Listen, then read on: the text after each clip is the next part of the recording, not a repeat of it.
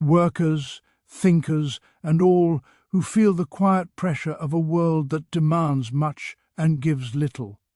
Let us begin with a question that power hopes you will never ask. Why does a society capable of producing abundance condemn the many to insecurity, exhaustion, and fear? If wealth surrounds us, why do our lives feel increasingly scarce? This contradiction is not accidental. It is the central truth of a system that values profit over people. We are told that this order is natural, inevitable, even rational. We are instructed to believe that poverty is a personal failure, that inequality is the price of progress, that exploitation is opportunity wearing a friendly mask. Yet history teaches otherwise. What is presented as common sense is merely the ideology of those who benefit most. Capital does not rule because it is wise or humane. It rules because it has organized power. In the workshops, factories, offices, fields, and digital platforms of our age, labor creates all value. Every commodity bears the invisible fingerprints of human effort, and yet the fruits of this labor are seized, accumulated, and weaponized by a minority who neither toil nor create in proportion to what they take. This is the fundamental theft concealed beneath polite contracts and legal forms. Wages are not the fair reward of labor. They are the minimum necessary to keep labor alive and obedient. Here lies the hidden cost of living under capital, alienation. The worker is separated from the product of their labor, from the process of their work, from their fellow workers, and ultimately from their own human potential. Labor becomes not an expression of life, but a means of survival. Time is sold, creativity is drained, and dignity is rationed. The system praises productivity while quietly consuming the producer. Capitalism does not merely exploit the body, it colonizes the mind. It teaches competition where solidarity is needed. It turns neighbors into rivals and insecurity into a virtue. It demands flexibility while delivering precarity, promises freedom while enforcing dependence. The market is elevated to a god, yet it answers only to those who already command wealth. Under its rule, human needs become secondary to profit margins, and life itself is reduced to a cost-benefit calculation. Observe how crises are managed. When profits fall, workers are disciplined through layoffs, wage cuts, longer hours, and shrinking rights. When speculation collapses, public wealth rescues private failure. Losses are socialized, gains are privatized. The state, far from being neutral, becomes the executive committee of the ruling class, safeguarding property while preaching patience to the poor. This order thrives on fragmentation.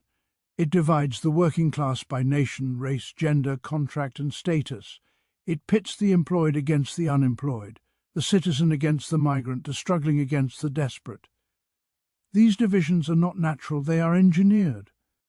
They prevent the recognition of a simple truth. The working class is one class, bound by a shared condition and a shared enemy. Do not be deceived by reforms that polish the chains while preserving the prison. Charity cannot correct exploitation. Representation without power cannot liberate. A system built on profit will always sacrifice people when profits demand it. To humanize capital is to misunderstand its nature. Capital does not have a conscience, it has a balance sheet. Yet history is not written solely by those who dominate the present. Every ruling order contains the seeds of its own undoing. The very concentration of wealth that empowers capital also concentrates labor. The very technologies designed to extract more value from workers connect them, inform them, and, when awakened, enable them to organize. The task before us is not to beg for inclusion in an unjust system, but to transform the system itself.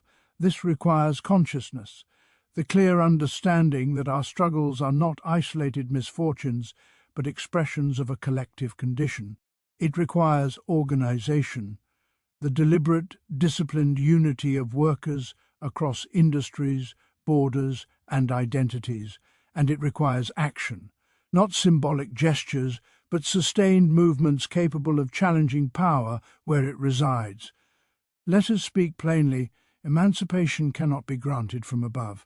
It must be won from below. The working class must recognize itself as a historical force, capable not only of resisting exploitation, but of abolishing it. The aim is not merely higher wages or shorter hours, but the reorganization of society around human needs rather than private profit. Imagine a world where production serves life, not accumulation, where labor is cooperative, creative, and dignified, where the wealth produced by all is shared by all. This is not utopian fantasy, it is the rational conclusion of a society that has outgrown the contradictions of capital. The means exist. What is required is the will.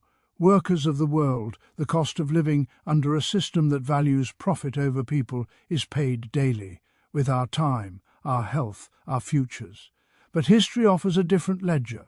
When the oppressed organize, when consciousness becomes collective, when solidarity replaces fear, the balance of power shifts. You have nothing to lose but the conditions that bind you. You have a world to reclaim. Profit over people is not an unfortunate side effect of capitalism, it is its central contradiction, woven into the very logic of the system. Capitalism organizes society around the accumulation of profit, not the fulfillment of human needs. Every institution, from the workplace to the state, is shaped by this priority. What appears as economic efficiency is in reality the systematic subordination of life to value. Human beings are reduced to inputs, costs to be minimized, while profit is elevated as the ultimate measure of success.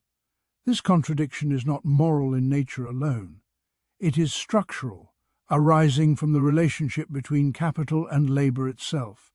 Under capitalism, production does not begin with the question of what society needs, but with what can be sold at a profit. Food is destroyed while people starve, homes stand empty while families sleep in the streets, medicine is withheld while illness spreads, not because resources are scarce, but because meeting needs without profit is considered irrational. Use value is consistently sacrificed to exchange value. What matters is not whether something sustains life, but whether it sustains accumulation. This inversion turns abundance into artificial scarcity and transforms basic necessities into commodities accessible only through purchasing power. The drive for profit demands continuous expansion. Capital must grow or perish, and this growth is achieved by extracting surplus value from labor. Workers sell their labor power in order to survive, but the value they produce exceeds the wages they receive. This unpaid labor is the source of profit, and it is this exploitation that defines the capitalist mode of production. The system depends on keeping wages as low as possible while extracting as much labor as possible. Any improvement in workers' lives appears as a threat to profitability and is therefore resisted, reversed, or absorbed in ways that preserve domination. Because profit is the guiding principle, human well-being becomes conditional. Health, rest, safety, and stability are treated as expenses rather than necessities.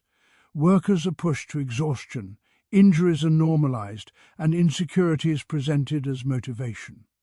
Entire populations are disciplined through precarity, forced to accept deteriorating conditions out of fear of unemployment, hunger, or social exclusion.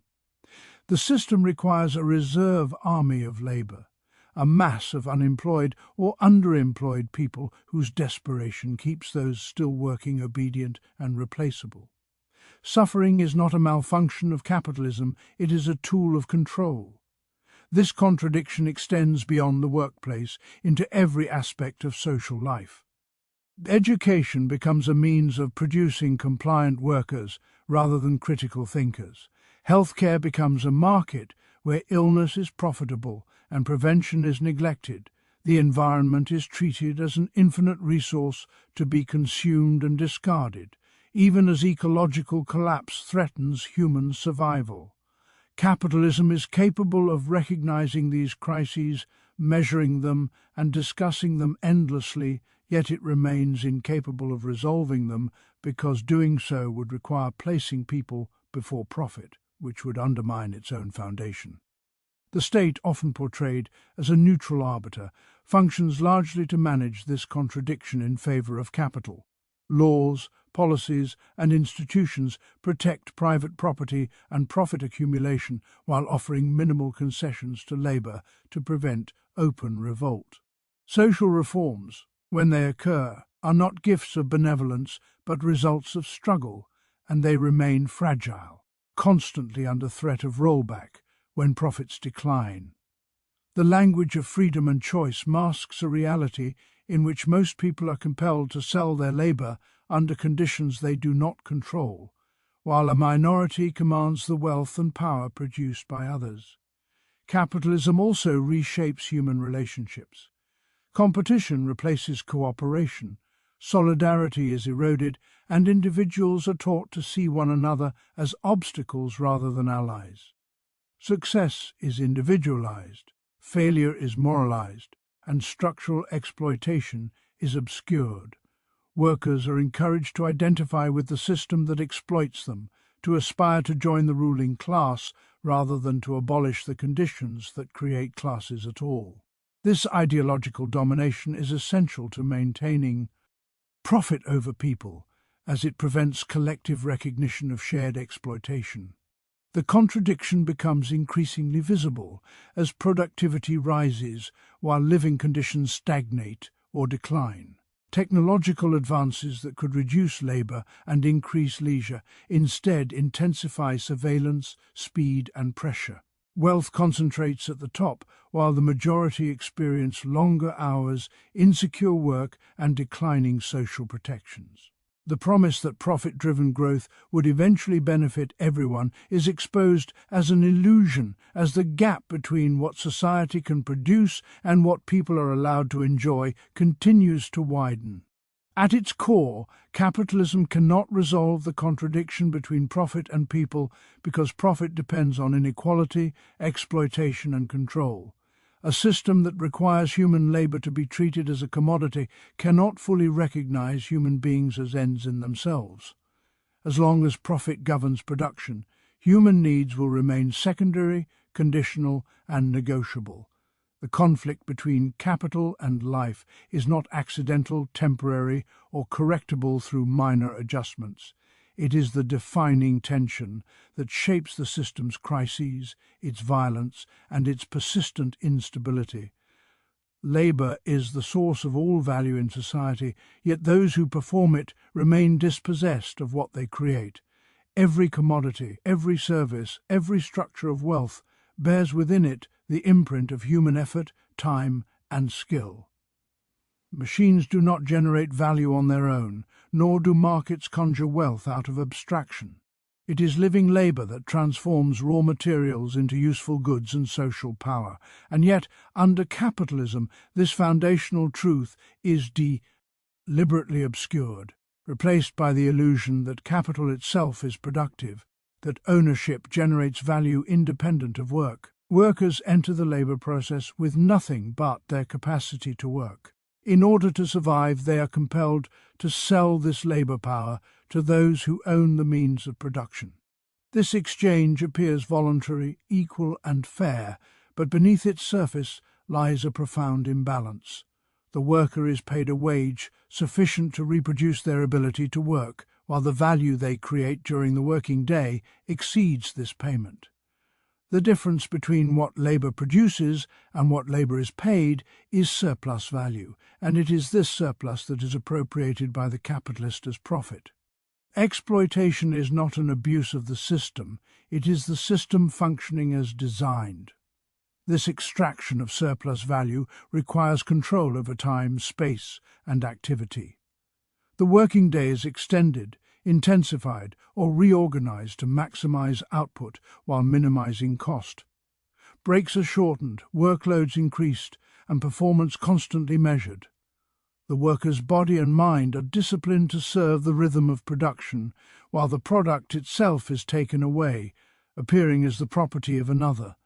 The more the worker produces, the less they own, as wealth accumulates in the hands of those who do not directly labour. This is the paradox.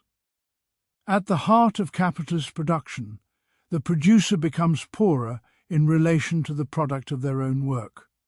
Exploitation is sustained not only through wages, but through insecurity.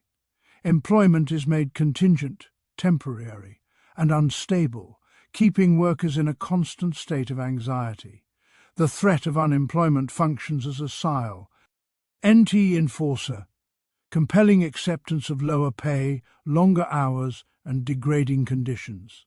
The existence of a surplus population of workers, those excluded or marginally included in production, is not accidental. It is necessary to maintain pressure on those still employed, ensuring compliance and competition rather than resistance and unity. The system presents exploitation as opportunity. Hardship is reframed as character building, overwork as ambition, and submission as professionalism. Workers are encouraged to identify with their employers, to internalize the goals of profit-making as their own, and to measure their worth through productivity. This ideological process masks the reality that no amount of individual effort can overcome a structure designed to extract value from the many for the benefit of the few. The promise of upward mobility serves to legitimize exploitation by suggesting it is temporary, even as the conditions that produce inequality remain firmly intact. Exploitation also adapts to historical change. As industries shift and technologies advance, new forms of labor emerge, but the underlying relation remains the same. Digital platforms, gig work, and remote labor fragment the workforce while extending the reach of capital into previously private spheres of life. Workers provide not only their labor, but their data, attention, and availability, often without recognition or compensation. What appears as flexibility conceals a deeper form of dependence, where risks are transferred to workers while profits are centralized. The exploitation of labor is inseparable from broader systems of domination. Capitalism draws upon and reinforces divisions of gender, nationality, and migration status to differentially value labor and justify unequal pay and conditions. Certain workers are rendered more disposable than others, their exploitation intensified under the guise of social hierarchy or legal exclusion. These divisions are not peripheral, they are integral to the functioning of capital, enabling greater extraction of value by preventing collective resistance. Despite producing the material foundation of society, workers are denied real power over production. Decisions about what is made, how it is made, and for whom it is made are concentrated in the hands of owners and executives whose primary concern is profitability. Human needs, social well-being, and long-term sustainability are subordinated to short-term returns. The worker experiences this loss of control as alienation, a separation from their own activity and its purpose, reinforcing a sense of powerlessness that further stabilizes exploitation. Yet the system depends entirely on labor, and this dependence is its vulnerability. Without workers, capital is inert, unable to create value or reproduce itself. Every strike, slowdown, and act of refusal exposes the truth that power flows upward from labor, not downward from ownership. The exploitation of workers is therefore not a permanent condition, but a historical one, maintained through force, ideology, and fragmentation. The recognition that labor creates all value carries within it the recognition that those who labor possess the collective power to challenge and overturn the relations that exploit them. Alienation is one of the most profound injuries inflicted upon workers under capitalism, because it does not merely exploit labor, it empties labor of meaning. The worker enters the process of production not as a free creator, but as an instrument, a living appendage to a system that does not belong to them. What they produce stands opposed to them as something foreign, owned and controlled by another. the product of labour, instead of affirming the worker's humanity, confronts them as a power that dominates their life. In this separation between the worker and the outcome of their work, dignity is eroded at its root. Labour, which should be an expression of human creativity and social connection, becomes an external obligation imposed for survival. The worker does not recognize themselves in what they make. Their activity is no longer a fulfillment of purpose, but a means to an end they did not choose. Work is endured rather than lived, counted in hours rather than valued as human activity. The more time the worker spends labouring, the less life feels like their own. Their energy, imagination and strength are drained in service of goals that do not reflect their needs or desires. This alienation extends beyond the product to the labour process itself. Workers do not control how they work, what pace they follow, or what standards define success. These decisions are made elsewhere, by owners, managers, algorithms, and abstract market demands. The worker's role is reduced to execution, repetition, and compliance. Thought is separated from action, planning from doing, conception from creation. The worker becomes fragmented, performing isolated tasks without connection to the whole, unable to see themselves as a conscious agent shaping the world. In this condition, dignity is replaced by discipline. Surveillance, performance metrics, and constant evaluation transform the workplace into a space of control rather than cooperation. Mistakes are punished, speed is rewarded, and obedience is mistaken for professionalism. The worker learns that security depends not on collective strength, but on individual conformity. Self-worth becomes tied to productivity, while exhaustion is normalized and praised. To slow down is to risk replacement. To resist is to risk exclusion. Alienation also strips workers of purpose by severing the connection between labour and social need. What is produced is not determined by what society requires, but by what generates profit. Workers may spend their lives producing goods that harm communities, degrade the environment, or serve no meaningful human function, while essential needs remain unmet. This contradiction creates a deep sense of emptiness, as labour contributes to outcomes that feel morally or socially disconnected from the worker's own values. Purpose is replaced by routine, and meaning is deferred indefinitely. The separation between workers themselves is another dimension of alienation. Capitalism organizes labour competitively, encouraging workers to see one another as rivals for wages, promotions and security. Cooperation is limited, solidarity discouraged, and collective identity weakened. Workers are isolated within teams, departments, contracts and employment statuses, preventing recognition of shared conditions. This fragmentation reinforces powerlessness, as individuals confront structural forces alone, without the strength that comes from unity. Alienation reaches into the inner life of the worker, shaping consciousness itself. Over time, the constant experience of powerlessness produces resignation. Workers begin to internalize the limits imposed upon them, adjusting their expectations downward. Dreams are narrowed to survival, creativity confined to leisure, and political imagination suppressed. The system presents this condition as realism, teaching workers to accept dissatisfaction as normal and inevitable. What is lost is not only control over work, but confidence in the possibility of transformation. The loss of control is central.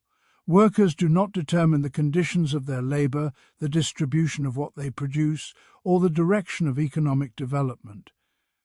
Decisions that affect their lives are made in distant boardrooms and institutions that prioritize accumulation over well-being. This exclusion from decision-making reduces workers to objects of management rather than subjects of history. Even when participation is simulated through feedback systems or corporate culture, real power remains firmly out of reach. Alienation is not an individual psychological failure, It is a social condition produced by specific economic relations. It arises because the means of production are owned by a minority, while the majority must sell their labor to survive. As long as this separation exists, workers will remain estranged from their work, from one another, and from themselves. The stripping away of dignity, purpose, and control is not accidental, but necessary for a system that depends on disciplined, compliant labor.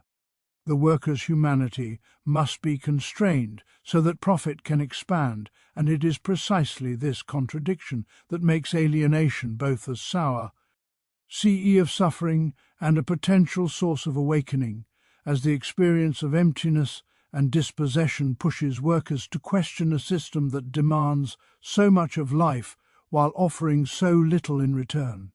Division within the working class is not a natural condition, but a deliberate mechanism through which ruling class power is preserved and reproduced.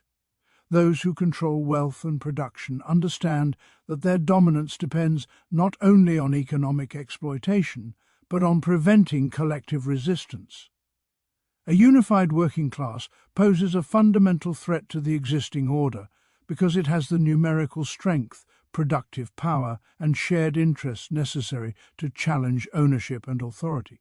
Fragmentation, therefore, becomes a central strategy of control, shaping how workers see themselves and one another. Capitalism organizes labor in ways that encourage competition rather than solidarity. Workers are made to compete for jobs, wages, promotions, and security, turning survival into a zero-sum struggle. This competition is presented as meritocracy, as if unequal outcomes reflect individual effort rather than structural advantage. In reality, competition weakens workers by isolating them, forcing each individual to negotiate alone against institutions far more powerful than themselves. When workers are pitted against one another, the employer's power appears natural and unquestionable. Divisions of race, nationality, gender, and migration status are systematically exploited to intensify this fragmentation. Certain groups are assigned lower wages, fewer protections, and more dangerous work, while others are positioned slightly above them, encouraged to see their relative privilege as something to defend. These hierarchies are not remnants of the past, but active tools of capitalist organization. By assigning different values to different kinds of labor, capital creates resentment downward rather than resistance upward. Workers are encouraged to blame one another for declining conditions instead of recognizing the system that produces inequality. National borders play a similar role. Workers are taught to identify with the interests of their nation rather than their class, even when national prosperity is built on their exploitation. Economic crises are framed as the result of foreign competition, migrants, or external enemies diverting attention from the internal dynamics of capital accumulation. This nationalist framing fractures international working-class solidarity, allowing capital to move freely across borders while labor remains divided and constrained. The division between employed and unemployed workers is another crucial fault line. Those without work are stigmatized as failures or burdens, while those employed are made to fear joining their ranks. This fear disciplines the workforce, encouraging acceptance of poor conditions and suppressing resistance. The unemployed become a reserve army of labor, their existence used to remind workers of their replaceability. Instead of seeing unemployment as a systemic necessity of capitalism, workers are encouraged to view it as an individual moral failing. Even within workplaces, division is carefully structured. Permanent workers are separated from temporary workers, full-time from part-time, salaried from hourly, white-collar from blue-collar. Each group experiences different conditions, benefits, and degrees of security, making collective action more difficult. Management presents these divisions as functional or inevitable, while benefiting from a fragmented workforce that cannot easily organize around shared demands. The appearance of diversity in employment forms masks a deeper uniformity of exploitation. Ideology plays a central role in sustaining these divisions. Media, education, and political discourse emphasize individual success stories, reinforcing the belief that advancement is a personal achievement rather than a collective struggle. Workers are encouraged to aspire upward rather than organize horizontally, to identify with the values of the ruling class rather than their own material interests. This identification weakens class consciousness, replacing it with fantasies of mobility that only a small minority will ever realize. Division also operates through the fragmentation of time and space. Long working hours, irregular schedules, and precarious employment reduce opportunities for workers to gather, communicate, and build relationships. Isolation becomes a lived experience, making collective identity harder to form. Digital technologies, while capable of connecting workers, are often used to individualize labor further, dispersing workers physically while centralizing control. The ruling class does not need to rely solely on force when division performs the work of repression.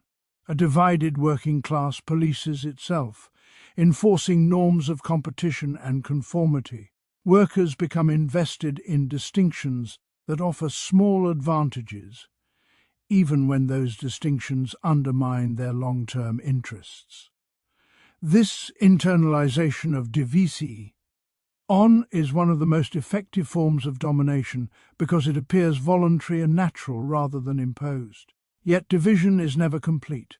Beneath these imposed separations lies a shared condition of exploitation. Workers across industries, identities, and borders confront the same loss of control over their labor, the same insecurity, and the same subordination to profit.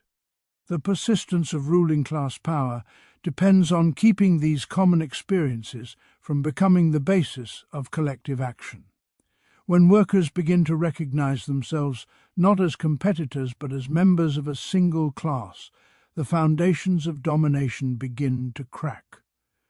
Division sustains power only as long as it remains unquestioned, and every moment of solidarity reveals how fragile that power truly is. Consciousness, unity, and organization form the essential pathway through which oppressed people can move from passive suffering to active liberation. Without consciousness, exploitation is experienced only as personal misfortune. Without unity, resistance remains fragmented and easily crushed. Without organization, even the clearest understanding and strongest solidarity dissolve into momentary outrage. These three elements are not abstract ideals, but material necessities that arise from the conditions of capitalist society itself. Consciousness is the beginning of liberation because domination survives most effectively when it is misunderstood. Capitalism presents its social relations as natural, eternal, and unchangeable. Workers are taught to see exploitation as the result of individual failure rather than structural design, to interpret insecurity as personal weakness rather than systemic. Necessity. Class consciousness shatters this illusion by revealing the hidden relations beneath everyday life. It allows workers to recognize that their struggles are not isolated, but shared, rooted in the same economic structure that prioritizes profit over human need. Consciousness transforms suffering into understanding and frustration into clarity.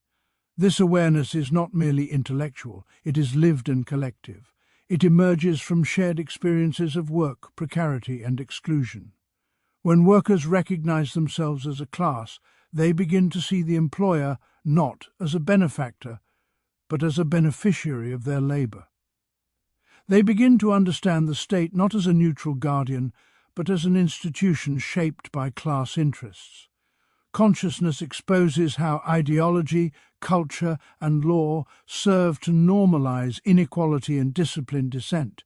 It replaces resignation with the realization that what exists is neither just nor inevitable.